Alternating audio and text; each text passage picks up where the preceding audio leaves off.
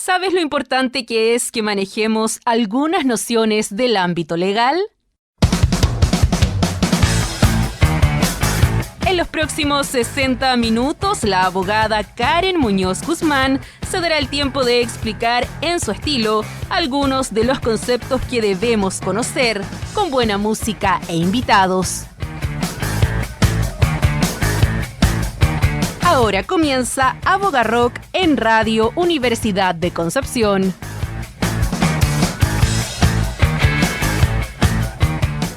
Buenas tardes, ¿cómo están? Bienvenidos y bienvenidas a este nuevo capítulo. Hoy ponemos la mirada en un tema que nos vino a golpear el centro de nuestra vida cotidiana, nuestro día a día, la economía, el alza de la bencina, ¿cierto? Esta incertidumbre global. Y este escenario que en el fondo tenemos cambios constantemente y que nos va generando preocupación e incertidumbre. ¿Qué está pasando realmente en la economía a nivel global y nacional?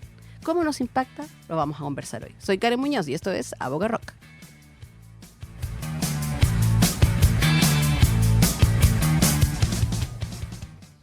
Y para hablar de esto tenemos un excelente invitado, amigo de la casa. Él es Cristóbal Cifuentes Torres, abogado académico de la Universidad San Sebastián de Derecho Civil, me contaba, y magíster en Derecho Tributario. Así que Cristóbal, bienvenido a Abogarrock. Buenas tardes, Karen. Buenas tardes a todos los auditores, también a todos los que están escuchando en casa y lamentablemente venir a hablar de estas malas noticias. Claro, a toda esa gente que va sufriendo en el taco pensando que este jueves va a subir la bencina otra vez. Sí. Y como yo decía, estamos en una incertidumbre, estamos en un mundo tensionado, ¿cierto? Veníamos conversando antes de iniciar el programa con Cristóbal, otro anuncio de Trump, ¿cierto? Un ultimátum. Está muy movido el escenario internacional y Chile no es aislado. Los conflictos internacionales, todas estas tensiones geopolíticas, las crisis energéticas nos impactan directamente y así lo vimos el mes pasado, ¿cierto? Con una alza histórica en las bencinas. Y que aumenta de nuevo. Nosotros dijimos, ya bueno, fueron 300 y tantos pesos, no va a subir más en todo el año. Eso pensé yo. Me equivoqué, porque me aumenta 85 pesos, ¿cierto? Aproximadamente este jueves. Entonces, ¿qué es lo que pasa? El costo de la vida, la percepción ciudadana, respecto del rumbo económico, es preocupación, es preocupante, incertidumbre, y además todo esto se junta en el desconocimiento, ¿cierto? Yo soy abogada, me gusta la radio, pero de economía nada. Entonces, es difícil y para el común de la gente, ¿cierto? Los auditores y auditoras dicen, no sé, escuchan que no hay plata, que suben las bencinas, que sube todo. Entonces uno se preocupa, pero realmente no entendemos el por qué, no entendemos a ciencia cierta cómo impacta. Sabemos que, por ejemplo, que el presidente de Estados Unidos amenace a Irán o de un ultimátum que tiene consecuencias. Pero yo creo que esta alza de las bencinas, ¿cierto?, de marzo, por primera vez dijo, chuta, ¿de verdad nos golpea directamente en el bolsillo? Y no entendemos. Entonces, quiero invitarte a que hablemos un poco de esto, a que expliquemos y partiendo por las bencinas, ¿cierto? ¿Qué factores inciden hoy? ¿Cómo nos afectan estas tensiones internacionales directamente? ¿Qué pasó con el MEPCO? ¿Se podía evitar? Y etcétera, todo eso. Cuéntanos. Sí, acá siempre hay decisiones económicas que se mezclan con política. Y lo que veníamos conversando al principio, antes de iniciar el programa, que acá hay aspectos que son de carácter político y que involucran varios factores. Primero, la situación del país, propiamente tal, respecto a la caja, o después vamos a hablar un momento de qué se entiende con caja. La caja que había porque no había caja. Claro, otra situación y las decisiones que se toman de cómo... de las decisiones que toma el gobierno entrante y el desconocimiento de la gente respecto a factores económicos. Yo lo digo hablando de buena forma propiamente tal. y la situación de inestabilidad, porque hay una inestabilidad en el Medio Oriente respecto a qué es lo que va a suceder, a que todos estos anuncios de Donald Trump no hacen nada más que fluctuar y que los especuladores también se hagan con mayor cantidad de dinero y que suban también el precio del petróleo, porque si bien Chile, que eso yo lo quiero aclarar desde un punto de principio, Chile no utiliza petróleo del Medio Oriente, utiliza petróleo de México, vecinos, de Argentina, de Vaca Muerta y de Brasil, pero Ecuador también, y Ecuador. Lo caro acá en Chile es la refinación del petróleo, sí, claro. acá es la ENAP y también hay un tema de intermediario propiamente tal, porque la ENAP ha tenido los últimos años, ha tenido utilidades. Entonces, ahí hay un tema también político que nos adoptó y si tú me preguntas, el MEDCO, claro, es un mecanismo que ha tenido varios nombres. Sí, ya, no, se ha llamado distinto. Sí, el MEDCO ha sido a partir del año 2018, 2019, del último gobierno de Sebastián Piñera, que ahí se le puso a este mecanismo, que es un mecanismo en el fondo de estabilización del precio del petróleo. Es un fondo que anualmente se le inyecta por presupuesto de la nación, se le inyecta una cierta cantidad de millones de dólares para estabilizar, como dice el nombre, el precio del petróleo durante durante un año. Se calcula, creemos que el alza puede ser de tal porcentaje, no así como fue ahora, no esta situación particular que ocurrió. Pero se le inyecta una cierta cantidad de millones de dólares para que durante el año se vaya a amortiguar el precio del petróleo y de las gasolinas. Ya, ¿y qué pasó acá? Salvo la parafina, que la parafina está afuera. Por eso también se anunció la semana pasada una baja casi de 500 pesos del litro de parafina. Y se agradece, sobre todo ahora que empieza el frío. Pero tú dices ya, se le inyecta dinero a este mecanismo, ¿cierto? ¿Y qué pasó? ¿No se le inyectó en el presupuesto para del año 2026? Sí, se le inyectaron 3.000 millones de dólares, pero inmediatamente ya ha llegado marzo, y esto es similar a la situación. Yo me acuerdo, hace 4 años atrás también estuve en este programa conversando a raíz de la guerra a Ucrania, y hablábamos también del alza de los precios, de lo que podía venir, el tema de la inflación propiamente tal. Sí, lo hablamos en esta misma época aproximadamente. Búsquelo en Spotify. Claro, fue online esa vez porque todavía estábamos con tema de COVID, pero también hablamos, eso también ahí ocurrió, que ahí se acabó el presupuesto del MEDCO y el gobierno utilizó el fondo de reserva, se le inyectaron 3.000 millones de dólares, eso vía ley, porque para que se le inyecten nuevamente recursos se requiere vía aprobación del Congreso, inyectar un nuevo recurso y se estabilizó y se mantuvo el precio de la gasolina, que también estaba alrededor de $100 el barril. Eso fue en 2021. 2022. Sí, ya. Esto estaba la administración Boric. Ya, y entonces, y ahora se decidió no inyectarle. Sí, por eso, se decidió no presentar un proyecto de ley para inyectarle 3.000 millones de dólares, esto según la situación del gobierno. El gobierno tenía 3 opciones: hacer lo que hizo, que ya es de conocimiento popular, no hay que explicar más, o aplicar una baja progresiva propiamente tal, inyectándole recursos al MEDCO. Ya, menos, a lo mejor no los 3.000, pero claro, pero menos. Una cantidad propiamente tal y que se fuera estabilizando, porque igual, o sea, un poco lo que te decía yo, un tema, voy a meterme en un ámbito político, o sin ser político, o sea, pero teniendo también, o sea, a mí me gusta mucho andar en micro, entonces escucho muchos comentarios de la gente común y corriente, entonces eso es lo bueno de andar en micro. Entonces, ¿qué pasa? O sea, si te suben la benzina o suben las cosas, ya, lo que dices tú, 300, 400 pesos, y después nuevamente tenemos 85 pesos, 95 pesos, y la próxima semana 50 pesos,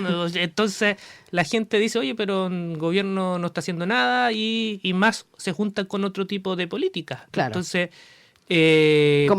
otro tipo de políticas como bajarle los tributos a las empresas. A las grandes empresas. Entonces se ve, al menos de afuera, como tú lo dices, la gente que va en la micro, que va a comprar o que o ve en las redes sociales, no me cuadra esto, porque claro, me están subiendo, el impacto lo sufro yo y le bajan los tributos. Entonces como que se ve feo al menos. Claro, y que paralelamente va a subir el pan, va a subir la electricidad. Todos los productos. Porque imagínate, o sea, el gobierno paralizó un alza de electricidad que venía ahora, la corrieron para julio, y julio, no sé, eso es inevitable porque se viene pateando hace mucho tiempo.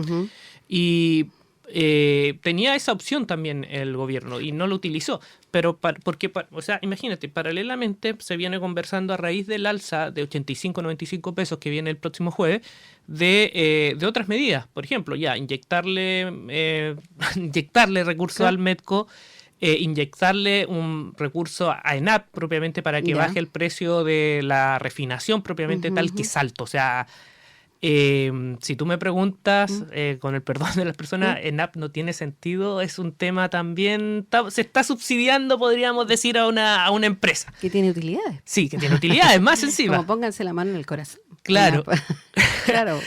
Y bajar el impuesto específico, porque acuérdate que también está el impuesto específico a los combustibles. Claro. Que más encima, o sea, eso... más encima la gente dice, oye, me suben 400 pesos, 300 pesos la benzina, ¿y eso cuánto de impuesto? Que es un tercio más. Claro, es más aún.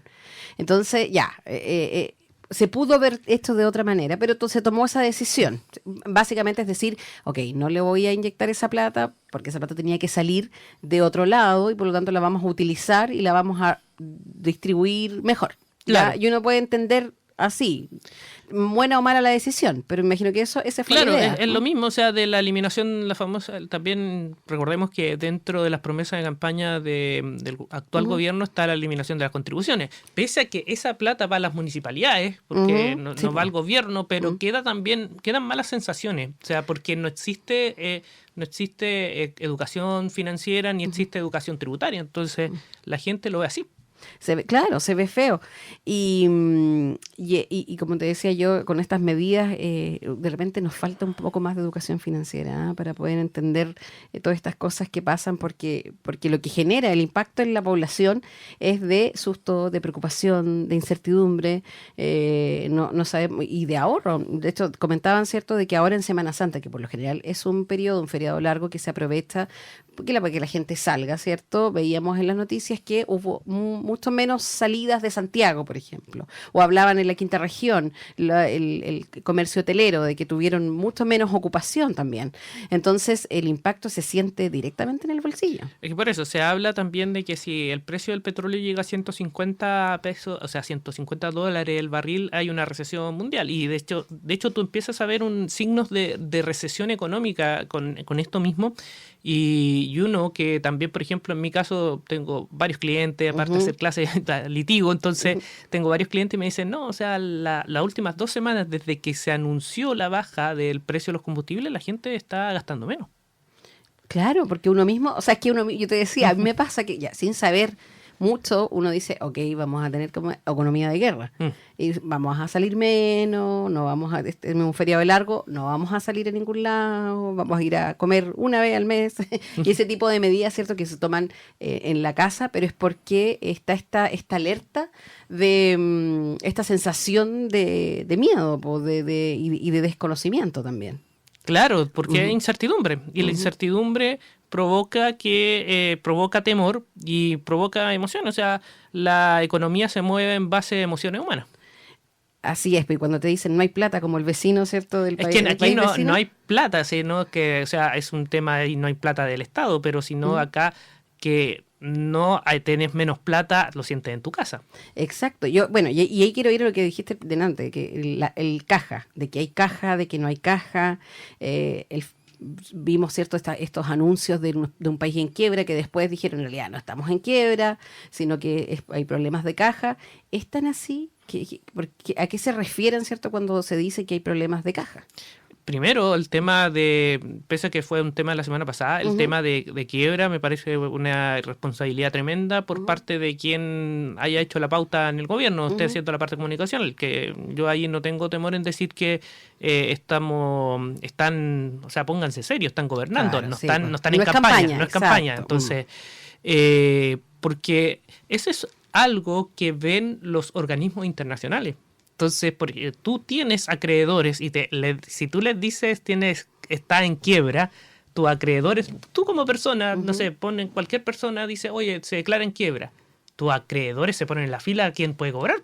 Claro. Empiezan todos a cobrarte, entonces, No, o no te quieren prestar plata. Claro, entonces es pésimo imagen para afuera, igual. Entonces, eso es lo primero. Y el tema de la caja es un tema técnico. O sea, efectivamente ya se habló que el año 2025 se cerró con 46 millones de dólares y que en marzo estaban con 3.800 millones de dólares. Ese a raíz de un préstamo, es lo mismo que yo te decía. O sea, esa plata se pidió el país, el primer... tiene por presupuesto de la nación, puede endeudarse hasta 18.000 millones de dólares para este año.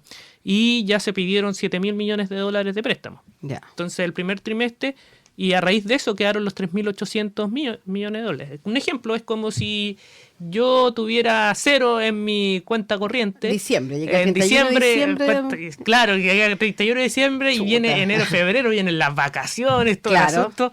Y tengo en mi tarjeta de crédito, tengo 1 millón de pesos. Entonces pido un avance, los famosos avances. Claro, que son caros además. Claro, pido digo, este avance me va a servir y utilizo el avance y claro, o sea... Total en marzo lo pago. Digo. Claro, total en marzo lo pago. Me va a ir súper bien en marzo. Un cuotazo, sí. Claro. 48 cuotas. Claro. Total, claro. Y ya, yo saco esta plata de la tarjeta a través del avance y me aparece en mi cuenta corriente 1 millón de pesos. Claro. Tengo caja.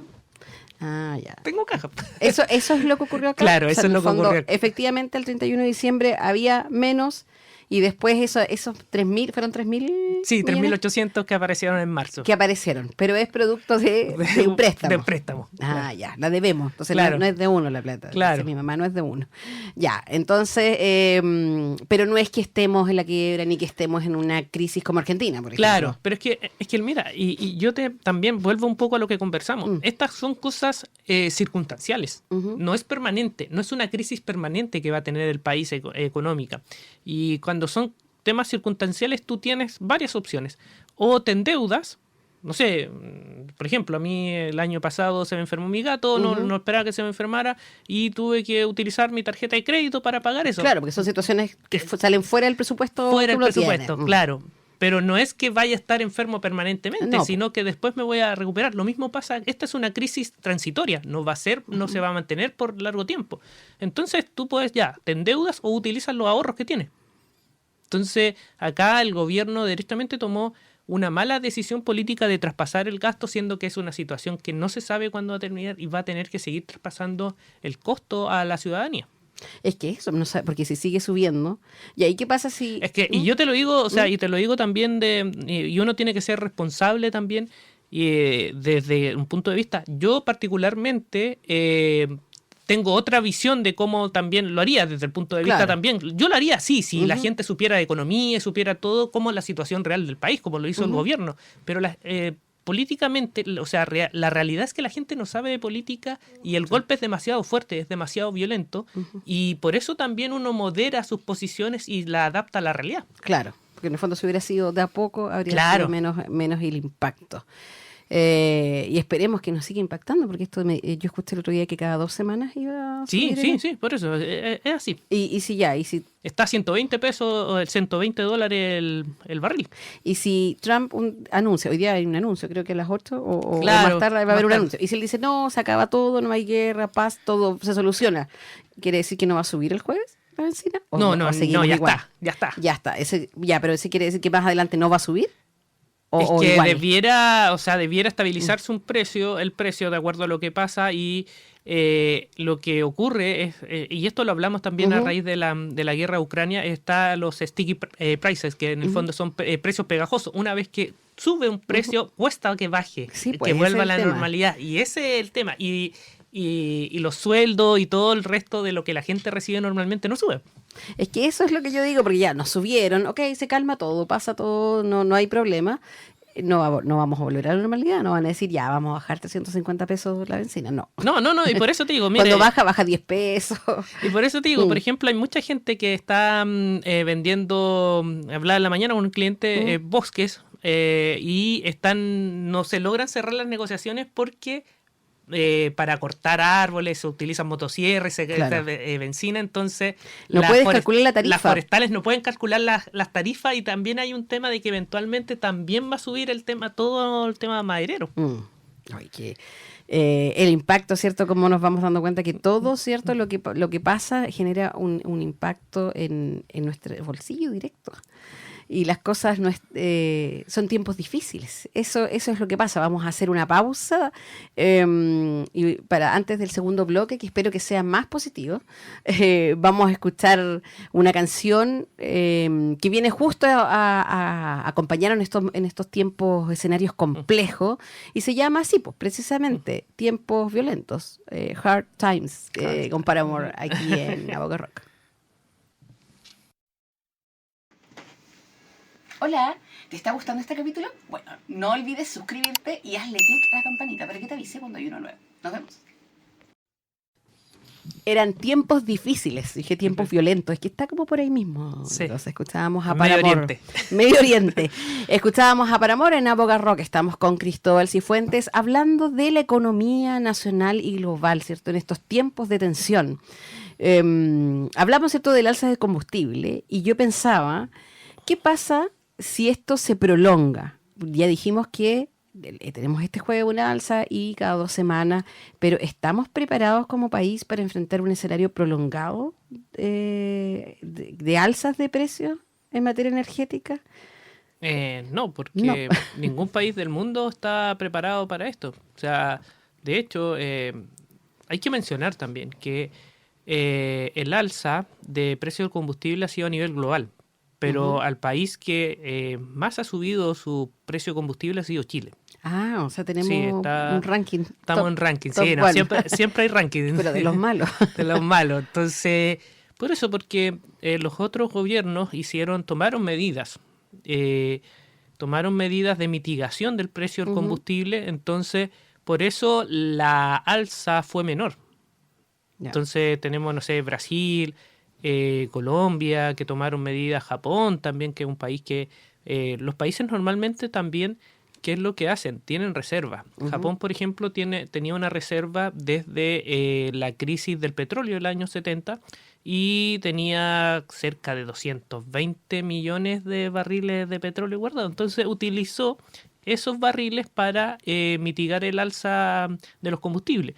Entonces, cada país le afectó a nivel global, esto es a nivel global, claro. cada país tomó sus medidas correspondientes. Entonces, Chile decidió traspasar derechamente, y por eso se ve más feo todavía, Sí. derechamente todo el precio a los consumidores. Pero esto podría revertirse, es decir, si esto se mantiene, sigue subiendo y se hace más duro, ¿cierto?, para los consumidores, como tú mencionas, pudiera ser que en el segundo semestre se tome si vamos a inyectarle plata al MEPCO para amortiguar. Es que yo creo que va a ser antes del segundo semestre. ¿Y te tú lo digo crees que no vamos a aguantar? No, es que, Ya. ¿por qué te lo digo? Porque aquí hay un tema político también. Insisto en el tema político. El gobierno va a ingresar la próxima semana este proyecto misceláneo, y dentro del mismo hay medidas económicas. Está la rebaja de impuestos para las grandes empresas, está la eliminación del IVA a las viviendas. Entonces va a haber una negociación dentro del Congreso, y yo creo que la moneda de cambio, si esto sigue, va a hacer que se inyecten recursos al MEPCO, o que se reduzca, porque también se hizo hace un par de años también una reducción del precio, del impuesto específico a los combustibles. Ya, o sea, en el fondo va a ocurrir. A propósito que mencionaste esto de este proyecto, en la rebaja de los tributos a las empresas. A las grandes empresas. A las grandes empresas, no a las pymes, aclaremos. No, las pymes tienen un 12,5. Ya, a las grandes empresas. He escuchado ciertos parlamentarios o personeros del gobierno señalando que esto se hace para motivar el crecimiento. Es decir, si nosotros le bajamos el impuesto a las grandes empresas, el resultado inmediato va a ser que vamos a tener crecimiento en el país. Pero también he escuchado desde la oposición, ¿cierto?, otros parlamentarios o expertos que dicen eso no está aprobado, no es algo matemático, no es que rebajando el impuesto vamos a tener crecimiento. ¿Qué opinas tú respecto de esas afirmaciones, en el fondo? Es que acá lo que se necesita, y yo en ese sentido quiero ser consecuente con lo que he escrito los últimos años, se necesita primero estabilidad. Y Chile en los últimos 15 años ha tenido 5 o 6 reformas tributarias en que se han modificado los tributos, en que se han hecho cambios tremendos en el sistema tributario, y el sistema tributario en Chile no tiene estabilidad por lo menos hace 15 años atrás. Y si yo quiero venir a invertir a un país, necesito estabilidad y que se me diga estas son las condiciones, y las inversiones son a largo plazo, no son a corto plazo. Porque ¿qué es lo que pasa si el gobierno actual reduce los impuestos a un 23% a las grandes empresas y el próximo sale un próximo gobierno, porque los últimos 16 años han sido de alternancia, Claro. y sale un próximo gobierno que me va a subir a 27 o a 28%? Claro. Yo no voy a invertir. Claro. Entonces, para eso... Las empresas extranjeras dicen, no, yo no me meto en Chile porque Claro. están cada 4 años cambian. Claro. Entonces, ante eso, lo que se necesita es dar seguridad a quienes vienen a invertir. Porque perfectamente, si sin reducir los impuestos un 27%, y se hacen otro tipo de medidas, y yo le digo, bueno, si usted viene a invertir, nosotros no les vamos a subir sus impuestos en 20 o 25 años, perfecto, yo vengo, invierto y tengo esa seguridad, ese contrato ley, podría decir, que firmo también con el Estado, en que no me van a cambiar los tributos. O también y medidas que son técnicas y que no parecen tan violentas, y que es lo que necesitan también las empresas, reinvertir. ¿Qué es lo que se necesita en Chile? Reinversión. Que las empresas que están actualmente en Chile necesitan reinversión. Entonces, ¿cuál es el mecanismo que existía hasta el año 2015 y que me permitía eso? Era el FUT. Sí, entonces, sí, yo creo que tú lo viste también en tributario. Yo sé, entonces, en mis años, hace muchos años, yo vi se hablaba del FUT. Entonces, esas son dos medidas, y las personas que son técnicas y que te sirven para que las empresas reinviertan los recursos en el país. Porque te pongo el ejemplo de que entonces, si... porque puede ser contradictorio. No sé, se hablaba la semana pasada que el Consejo o habían paralizado proyectos por 20.000, 30.000 millones de dólares, y la semana pasada el Consejo Ministro aprobó proyectos por 1.000 millones de dólares y ahora por 2.000 millones de dólares. Entonces, el problema no es de inversión, no es de impuestos. No. Son otras situaciones que hacen, y entonces me dicen, es que vamos a aprobar estos proyectos y van a haber más crecimiento. Entonces, por otro lado, el discurso del gobierno te dice, si bajamos los impuestos, van a venir más empresas y va a aumentar el crecimiento. No está... ¿Dónde tú tienes que tener un discurso consecuente? Y no hay un discurso consecuente. Por eso yo te digo que, o sea,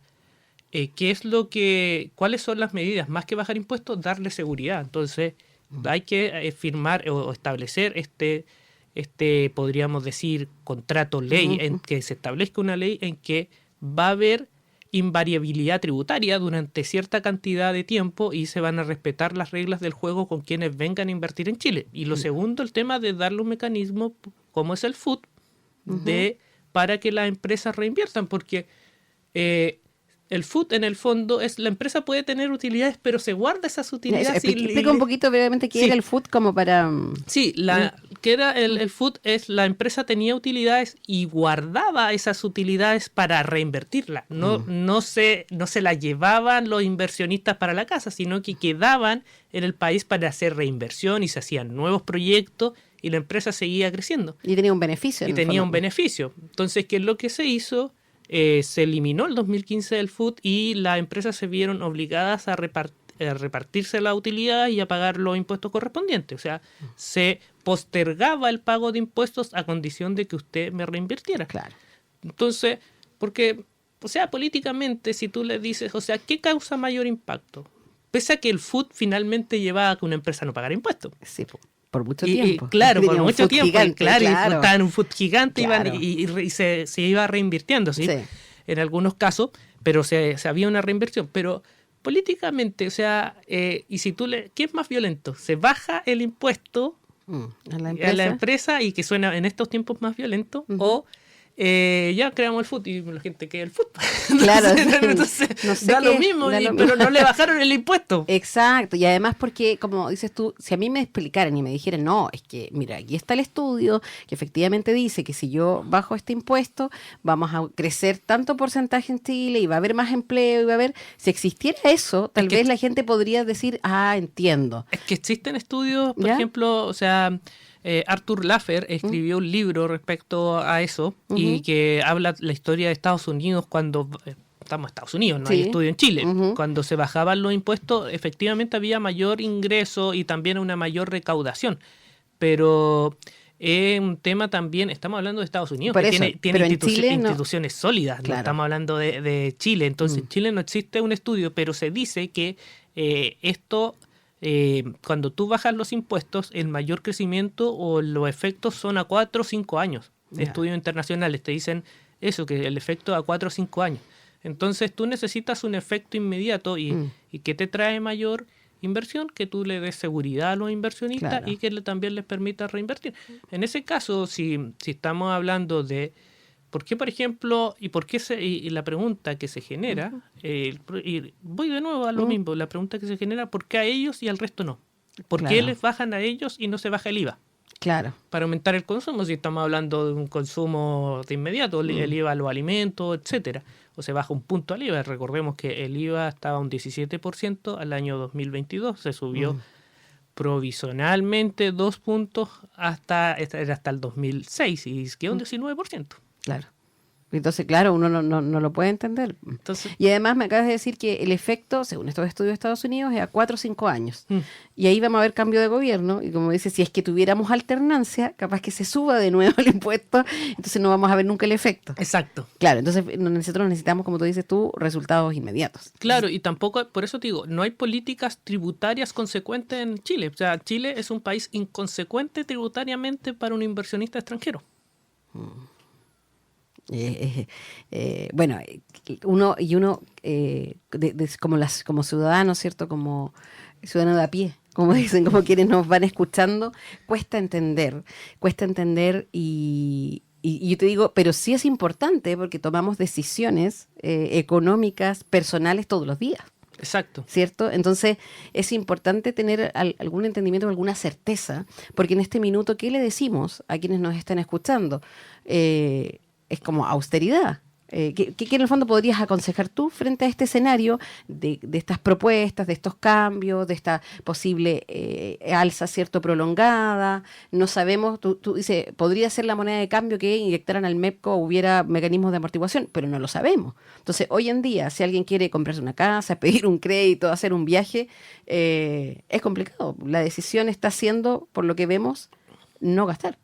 Claro, es que por eso tú, si sigue esta situación y tú, por eso te digo que hay inconsecuencia tributaria en el país en general. Si tú vemos que va a eliminarse el impuesto por un año a las viviendas, al IVA a las viviendas, que es una pésima política fiscal, pésima. ¿Por qué? Pésima cuando se implementó. Ya, el IVA. Ya. Pésima porque, o sea, O sea, fue primera mala decisión implementarlo. Ya. Y ahora Pésima. es mala decisión sacarlo. Sacarlo en este momento. Claro. Ya. Porque paralelamente, ¿por qué? Porque no lo va a poder aprovechar si la gente le está subiendo todo el costo de la vida diaria, propiamente tal. ¿Quiénes van a poder utilizar este beneficio? ¿Quiénes podrían utilizar este beneficio si la situación se sostiene?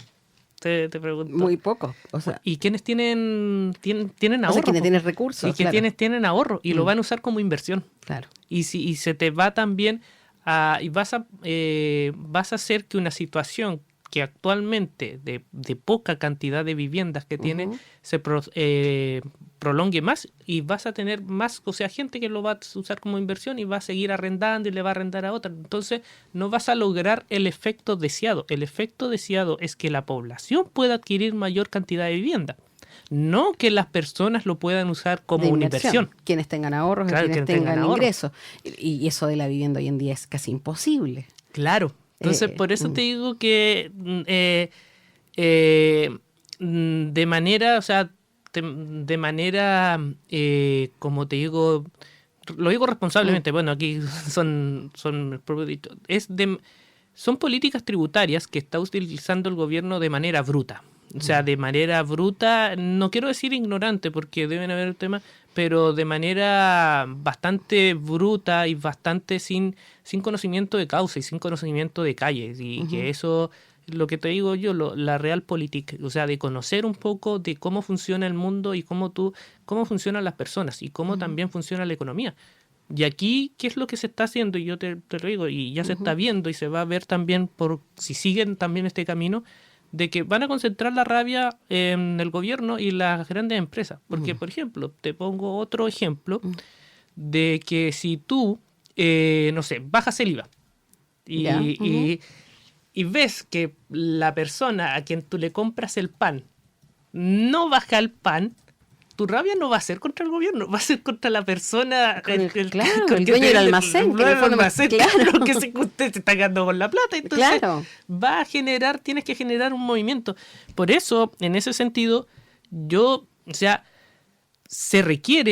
pienso que se requiere que haya un endeudamiento del gobierno, pero va a ser transitorio. Pero paralelamente también implementar medidas tributarias de alivio que impacten realmente a las personas. O sea, ¿y qué es lo que hay? El 97% de empresas en este país son pymes. O sea, ¿por qué?